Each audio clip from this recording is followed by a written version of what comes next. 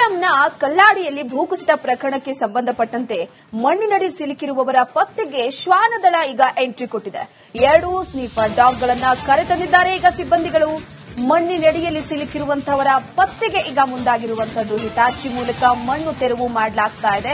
ಈ ಕಾರ್ಯ ನಡೀತಾ ಇರುವಂತಹ ಹಿನ್ನೆಲೆಯಲ್ಲಿ ಮಣ್ಣು ತೆರವಿಗೂ ಮುನ್ನವೇ ಶ್ವಾನಗಳಿಂದ ಶೋಧ ಕಾರ್ಯವನ್ನ ನಡೆಸೋದಕ್ಕೆ ಮುಂದಾಗಿರುವಂತದ್ದು. ನಿನ್ನೆ ಕೇರಳಂನ ಕಲ್ಲಾಡಿಯಲ್ಲಿ ಏಕಾಏಕಿಯಾಗಿ ಭೂಕುಸಿತ ಉಂಟಾಯಿತು. ಇಂತಹ ಸಂದರ್ಭದಲ್ಲಿ ಆ ಭೂಕುಸಿತದ ವೇಗಕ್ಕೆ ಸಾಕಷ್ಟು ಜನ ಮಣ್ಣಿನ ಅಡಿಯಲ್ಲಿ ಸಿಲುಕಿರುವಂತದ್ದು. ಹಿಟಾಚಿಯ ಮುಖಾಂತರವಾಗಿ ಮಣ್ಣು ತೆರವುಗೊಳಿಸಬೇಕಾಗಿದೆ. ಆದರೆ ಆ ಮಣ್ಣು ತೆರವುಗೊಳಿಸೋದಕ್ಕಿಂತ ಮುಂಚಿತವಾಗಿ ಶ್ವಾನ ದಳವನ್ನ ಕರೆದುಕೊಂಡು ಬಂದಿರುವಂತದ್ದು ಪೊಲೀಸರು. ಅಂದ್ರೆ ಮೃತದೇಹದ ಪತ್ತೆಗೆ ಮಣ್ಣಿನಡಿ ಸಿಲುಕಿರುವಂತವರನ್ನ ಪತ್ತೆ ಮಾಡುವಂತಹ ವಿಚಾರಕ್ಕೆ ಸಂಬಂಧಪಟ್ಟಂತೆ ಈಗ ಸ್ನೀಪರ್ ಡಾಗ್ ಅನ್ನ ತೆಗೆದು ಕರೆದುಕೊಂಡು ಬಂದಿದ್ದಾರೆ. ಅದಾದ ನಂತರವಾಗಿ ಅಲ್ಲೇನಾದ್ರೂ ಮೃತದೇಹಗಳು ಪತ್ತೆ ಆಯಿತು ಅಂತಂದ್ರೆ ಅದಾದ ಮೇಲೆ ಹಿಟಾಚಿಯ ಮುಖಾಂತರವಾಗಿ ಮಣ್ಣನ್ನ ತೆರವುಗೊಳಿಸಲಾಗುತ್ತೆ.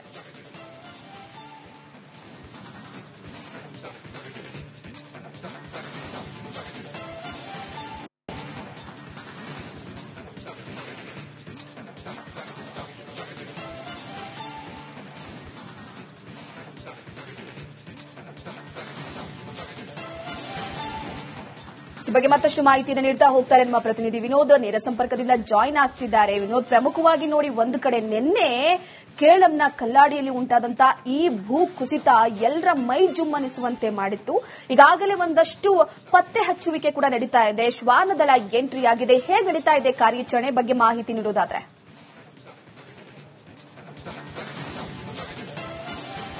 ರೂಪಾಯಿ ಬೆಳಗ್ಗೆಯಿಂದಲೂ ಕೂಡ ಎನ್ಡಿಆರ್ಎಫ್ ಸಿಬ್ಬಂದಿಗಳು ಕೂಡ ಏನು ನಾಪತ್ತೆಯಾಗಿರುವಂತಹ 5 ಪತ್ತೆ ಮಾಡುವಂತಹ ಕಾರ್ಯದಲ್ಲಿ ನಿರತರಾಗಿರುವಂತದ್ದು. ನಾನೀಗ ಸದ್ಯ ಏನು ಭೂಕುಸಿತ ಆಯ್ತಂತಲ್ಲ ಆ ಸ್ಥಳದಲ್ಲಿ ಅಳತಿ ದೂರದಲ್ಲಿ ಇಟ್ಟಿದ್ದಾರೆ. ದೃಶ್ಯ ಗಮನಿಸ್ತಾ ಇರಬಹುದು.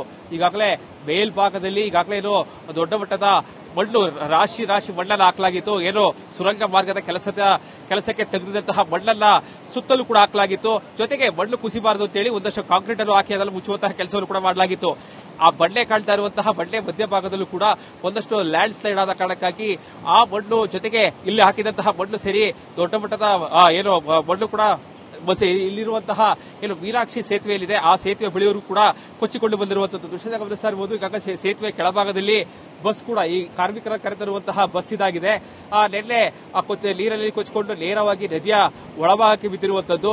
ಇನ್ನು ಮತ್ತೊಂದು ಭಾಗದಲ್ಲಿ ಈಗಾಗಲೇ ಏನು ಎನ್ಡಿಆರ್ಎಫ್ ಸಿಬ್ಬಂದಿಗಳು ಮಳೆ ಬರ್ತಾ ಇದ್ರು ಕೂಡ ಏನು 5 ನಾಪತ್ತೆಯಾಗಿರುವಂತಹ ಸಿಬ್ಬಂದಿಗಳನ್ನ ಹುಡುಕಾಟದ ಕಾರ್ಯದಲ್ಲಿ ನಿರತರಾಗಿರುವಂತದ್ದು. 2 ಜೆಸಿಬಿಗಳು ನದಿಯ ಕೆಳಭಾಗಕ್ಕೆ ಇಳಿದು ಜೊತೆಗೆ ಮಧ್ಯಭಾಗದಲ್ಲಿ ಸಿಲುಕಿರುವಂತಹ ಸಾಧ್ಯತೆ ಇರೋ ಕಾರಣಕ್ಕಾಗಿ ಒಂದಷ್ಟು ಈಗಾಗಲೇ ಏನು 2 ಶ್ವಾನದಳಗಳು ಕೂಡ ಇಲ್ಲಿ ಸ್ಥಳಕ್ಕೆ ಬಂದಿರುವಂತದ್ದು. ಏನು ಮನುಷ್ಯನ ವಾಸನೆ ಅದನ್ನ ಪತ್ತೆ ಮಾಡುವಂತಹ ಸ್ನೈಪರ್ ಡಾಗ್ಗಳಾಗಿದೆ. ಸೊ ಅದರ ಮೂಲಕವಾಗಿ ಮೊದಲಿಗೆ ಆ ನಾಯಿಗಳ ಕರೆತಂದು ಎಲ್ಲಿ ಇರಬಹುದು ಅಂತೇಳಿ ಸ್ಪಾಟ್ ಅನ್ನ ಈಗಾಗಲೇ ಗುರುತು ಮಾಡಿರುವಂತದ್ದು. ಈಗಾಗಲೇ ಮೇಲ್ಭಾಗದ ಸುಮಾರು 4-5 ಸ್ಪಾಟ್ಗಳನ್ನ ಗುರುತು ಮಾಡಲಾಗಿದೆ. ಆ ಸ್ಪಾಟ್ಗಳಲ್ಲಿ ಈಗ ಜೆಸಿಬಿಗಳ ಮೂಲಕವಾಗಿ ಮಣ್ಣನ್ನು ಹೊರತೆಗೆಯುವಂತಹ ಕೆಲಸವನ್ನು ಮಾಡ್ತಾ ಇರುವಂತದ್ದು. ಎಲ್ಲ ಒಂದು ಕಡೆ ಈ ಜಾಗದಲ್ಲಿ ಈಗ ಜೆಸಿಬಿಗಳು ಕೆಲಸ ಮಾಡ್ತಾ ಇರುವಂತಹ ಜಾಗ ಎಲ್ಲಿದೆ, ಈ ಜಾಗದಲ್ಲಿ ಅಂದ್ರೆ 5 ಇರಬಹುದು ಎಂಬ ಶಂಕೆ ವ್ಯಕ್ತ ಆಗಿರುವಂತಹ ಕಾರಣಕ್ಕಾಗಿ ಸೇತುವೆ ಮೇಲ್ಭಾಗದಲ್ಲಿ ಹಿರಿಯ ಅಧಿಕಾರಿಗಳಿತ್ತು ಪ್ರತಿಯೊಂದನ್ನು ಡೈರೆಕ್ಷನ್ ಕೊಡುವಂತಹ ಕೆಲಸಕ್ಕೆ ಮುಂದಾಗ್ತಾ ಇದ್ದಾರೆ. ಸುತ್ತ ಮೇಲ್ಭಾಗದ ಬೆಟ್ಟವನ್ನು ಗಮನಿಸಿದ್ರೆ ಗೊತ್ತಾಗುತ್ತೆ ಎಷ್ಟು ದೊಡ್ಡ ಮಟ್ಟದ ಬೆಟ್ಟ ಇದು ಅಂತ ಹೇಳಿ. 2 ವರ್ಷಗಳ ಹಿಂದೆ ಅಳತಿ ದೂರದಲ್ಲಿ ಶೂರಲ್ಮಲ ಮುಂಡೆಕಾಯಿಲು ಕೂಡ ದೊಡ್ಡ ಮಟ್ಟದ ದುರಂತ ಆಗಿತ್ತು. ಈಗ ಟ್ವಿನ್ ಟನಲ್ ಕಾಮಗಾರಿಯ ವೇಳೆ ಅದರ ಮಣ್ಣಿನ ರಾಶಿ ಕುಸಿದು ಈಗಾಗಲೇ 3 ಮೃತಪಟ್ಟಿದ್ದಾರೆ. 5 ನಾಪತ್ತೆಯಾಗಿರುವಂತದ್ದು. ಸುಮಾರು 10ಕ್ಕೂ ಹೆಚ್ಚು ಜನರನ್ನ ಈಗಾಗಲೇ ಗಾಯಾಳುಗಳನ್ನ ಈಗಾಗಲೇ ಚಿಕಿತ್ಸೆಗಾಗಿ ಈಗಾಗಲೇ ಆಸ್ಪತ್ರೆಗೆ ದಾಖಲು ಮಾಡಲಾಗಿದೆ. ಖುದ್ದು ಸ್ಥಳಕ್ಕೆ ಜಿಲ್ಲಾಧಿಕಾರಿಗಳಿರ್ಬೋದು ಹಿರಿಯ ಅಧಿಕಾರಿಗಳೆಲ್ಲ ಭೇಟಿಯನ್ನು ಕೊಟ್ಟು ಪರಿಶೀಲನೆ ನಡೆಸಿದ್ದಾರೆ. ಬಹಳ ಪ್ರಮುಖವಾಗಿ ಈ ಒಂದು ಸುತ್ತಮುತ್ತಲೂ ಕೂಡ ಹಾಕಿರುವಂತಹ ದೃಶ್ಯ ಗಮನಿಸ್ತಾ ಇರಬಹುದು. ಇಲ್ಲಿ ನದಿಯ ಪಕ್ಕದಲ್ಲಿ ಏನು ಆ ಒಂದು ಕಾಂಕ್ರೀಟ್ಗೆ ಹಾಕೋದಕ್ಕೆ ಬಳಸಲಾಗಿದ್ದಂತಹ ವಸ್ತುಗಳು ಕೂಡ ಈಗಾಗಲೇ ನದಿಯಲ್ಲಿ ಕೊಚ್ಚಿ ಹೋಗಿರುವಂತದ್ದು. ಬಹಳ ಪ್ರಮುಖವಾಗಿ ಸುತ್ತಲೂ ಕೂಡ ಮಣ್ಣು ಕುಸಿಬಾರದು ಅಂತ ಹೇಳಿ ಸುತ್ತಲೂ ಕೂಡ ಕಾಂಕ್ರೀಟ್ ಅನ್ನು ಹಾಕಲಾಗಿತ್ತು. ಆ ಕಾಂಕ್ರೀಟ್ ನ ಏನೋ ಒಂದು ವಸ್ತುಗಳು ಕೂಡ ಈಗಾಗಲೇ ನದಿಯಲ್ಲಿ ಕೊಚ್ಚಿ ಹೋಗಿದೆ. ಬಹುತೇಕ ಇಲ್ಲ ಸಿಬ್ಬಂದಿಗಳು ಕೂಡ ನಾವು ಮಾತಾಡಿಸುವಂತಹ ಸಂದರ್ಭದಲ್ಲಿ ಕೂಡ ಹೇಳ್ತಾ ಇದ್ರು 5 ಕೂಡ ಎಲ್ಲ ಒಂದು ಕಡೆ ನೀರಲ್ಲಿ ಕೊಚ್ಚಿ ಹೋಗಿರುವಂತಹ ಶಂಕೆ ಕೂಡ ವ್ಯಕ್ತ ಆಗ್ತಾ ಇದೆ. ಜೊತೆಗೆ ಒಂದಷ್ಟು ಸ್ಪಾಟ್ಗಳೆಲ್ಲ ಈಗಾಗಲೇ ಏನು ಮೇಲ್ಭಾಗದಲ್ಲೂ ಕೂಡ ನಿಂತು ಅಧಿಕಾರಿಗಳು ಒಂದಷ್ಟು ಕಾಮಗಾರಿಗಳ ನಡೀತಾ ಇರುವಂತಹ ಏನು ಜೆಸಿಬಿ ನಡೀತಾ ಇರುವಂತಹ ಆ ಒಂದು ಕಾಮಗಾರಿ ಇದೆ ಅದನ್ನ ಖುದ್ದು ನಿಂತು ಒಂದಷ್ಟು ಇನ್ಸ್ಪೆಕ್ಷನ್ ಮಾಡುವಂತಹ ಕೆಲಸಕ್ಕೆ ವೈಲಾಡು ಡಿಸಿ ಕೂಡ ಮುಂದಾಗಿದ್ದಾರೆ. ಎಲ್ಲರೂ ಕೂಡ ಸ್ಥಳಕ್ಕೆ ಭೇಟಿಯನ್ನು ಕೊಟ್ಟು ಒಂದಷ್ಟು ಪರಿಶೀಲನೆ ಮಾಡುವಂತಹ ಕೆಲಸಕ್ಕೂ ಕೂಡ ನಿರತರಾಗಿರುವಂತದ್ದು. ದುಶ್ಮಂತ ಗಮನಿಸಿರುವ ಅಧಿಕಾರಿಗಳೆಲ್ಲರೂ ಕೂಡ ಸ್ಥಳಕ್ಕೆ ಭೇಟಿಯನ್ನ ಕೊಟ್ಟು ಇಲ್ಲಿ ನಡೀತಾ ಇರುವಂತಹ ಕಾಮಗಾರಿಯನ್ನ ವೀಕ್ಷಣೆ ಮಾಡೋದಕ್ಕೂ ಕೂಡ ಮುಂದಾಗ್ತಾ ಇದ್ದಾರೆ.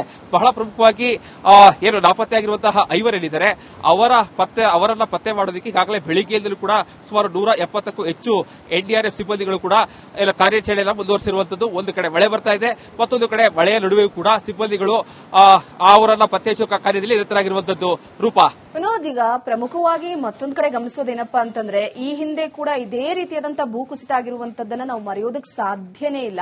ಮತ್ತೆ ಈ ರೀತಿಯ ಭೂಕುಸಿತ ಅಂದ್ರೆ ಎಲ್ಲೋ ಒಂದು ಕಡೆ ನಿಜವಾಗ್ಲೂ ಒಂದ್ ರೀತಿ ಭಯದ ವಾತಾವರಣ ಕೂಡ ಸೃಷ್ಟಿಯಾಗಿರುತ್ತೆ. ಒಂದಷ್ಟು ಸವಾಲುಗಳಿರುತ್ತೆ. ಈಗ ಎನ್ಡಿಆರ್ಎಫ್ ತಂಡ ಆಗಿರ್ಬೋದು, ನೋಡಿ ಮಳೆಯ ಪ್ರಮಾಣದ ವಿಚಾರವಾಗಿ ಹವಾಮಾನ ಇಲಾಖೆ ಏನ್ ಹೇಳಿದೆ ಅಲ್ಲಿ ಸದ್ಯದ ಮಟ್ಟಿಗೆ, ಹಾಗೆ ಇನ್ನೂ ಎಷ್ಟು ಗಂಟೆಗಳ ಕಾಲ ಕಾರ್ಯಾಚರಣೆ ನಡೀತಾ ಹೋಗಬಹುದು.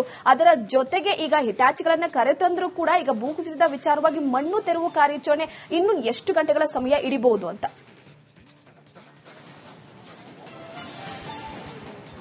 ರೂಪಾ, ಬಹಳ ಪ್ರಮುಖವಾಗಿ ಈಗ ಮಣ್ಣು ತಿರುವ ಕಾರ್ಯಾಚರಣೆ ಅಂತಂದ್ರೆ ಈಗ ಏನು ನಾಪತ್ತೆಯಾಗಿರುವಂತಹ ಐವರನ್ನು ಪತ್ತೆ ಮಾಡುವುದಕ್ಕೆ ಮಾತ್ರ ಸಿಬ್ಬಂದಿಗಳು ಕಾರ್ಯಾಚರಣೆ ಮಾಡ್ತಾ ಇರುವಂತದ್ದು. ದುಶ್ಮಂತ ಗಮನಿಸ್ತಾ ಇರಬಹುದು.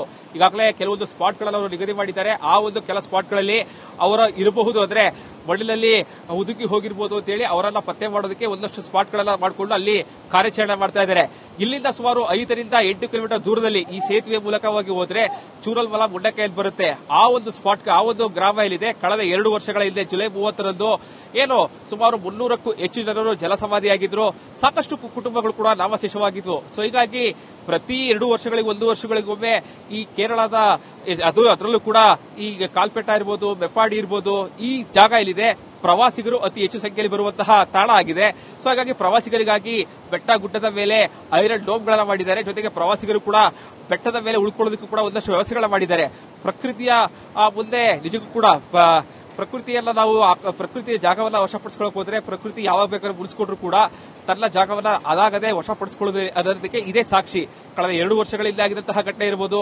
ಆಗಿಂದಾಗೆ ಕೇರಳದಲ್ಲಿ ಅತಿ ಹೆಚ್ಚು ಭೂಕುಸಿತಗಳು ಆಗ್ತಾನೆ ಇರ್ತವೆ.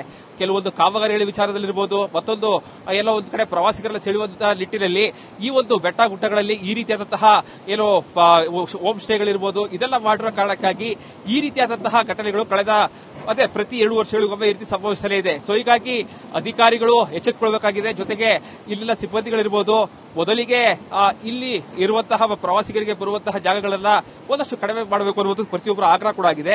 ಸೊ ಹೀಗಾಗಿ ಒಂದು ಕಡೆ ಮಳೆ ಬರ್ತಾ ಕಾರಣಕ್ಕಾಗಿ ಇನ್ನೂ ಎಷ್ಟು ಹೊತ್ತಿನವರೆಗೂ ಕೂಡ ನಡೆಯುತ್ತಿರುವುದು ಕೂಡ ಯಾರಿಗೂ ಕೂಡ ಗೊತ್ತಿಲ್ಲ. ಬಹಳ ಪ್ರಮುಖವಾಗಿ